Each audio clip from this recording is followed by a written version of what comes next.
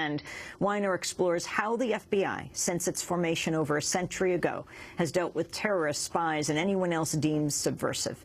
Tim Weiner joins us now. He's won the Pulitzer Prize and the National Book Award for his writing on American national security. His previous books include Legacy of Ashes, The History of the CIA, and Blank Check, The Pentagon's Black Budget. As a correspondent for the New York Times, Tim Weiner covered the Central Intelligence Agency and the Pentagon in Washington, D.C. He's reported from Afghanistan, Pakistan, the Sudan, and many other nations over the last 15 years, and now has written this new book. He's no longer with the New York Times enemies. Let's talk about Dr. Martin Luther King as J. Edgar Hoover's enemy. 10 years before Dr. King was assassinated, back in 1958, Hoover had a spy who happened to be the foreign secretary of the Communist Party of the United States, but was working for Hoover and the FBI, who went to Moscow and reported back that the Communist Party of the Soviet Union was intensely interested in backing the American Civil Rights Movement, and that Dr. King's closest white advisor, a man named Stanley Levison, ghostwriter, counselor, confidant, had been a member of the communist underground in the 1950s in this country. This drove Hoover mad with rage, and the history of his animus toward Dr. King is not rooted merely in racism, but in anti-communism.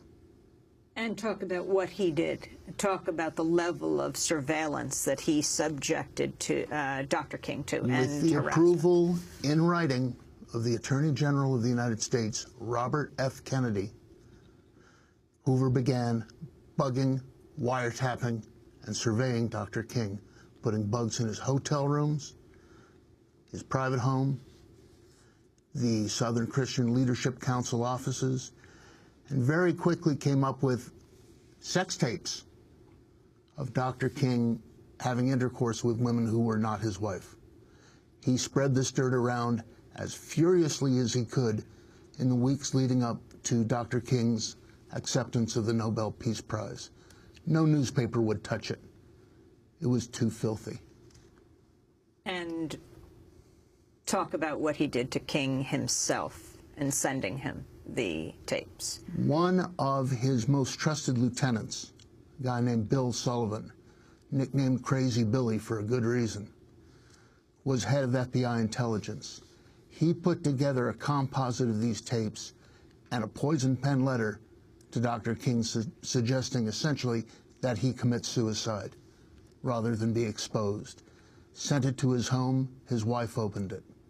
Dr. King knew that he was under this level of surveillance, and he chose to keep on doing what he was doing, crusading for civil rights in this country. And he got that. That was sent to his home just before he won the Nobel Peace Prize. That's right. Did the original FBI report, though, that investigated King find that, in fact, he wasn't a threat and Hoover ignored that? No, not exactly. To understand the mind of J. Edgar Hoover, you have to understand that this man is the father of anti-communism in America, the father of the national surveillance state.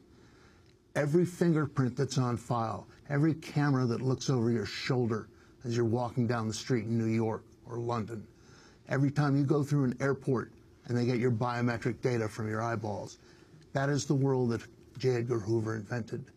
He's been dead for 40 years now. We live in his shadow every day.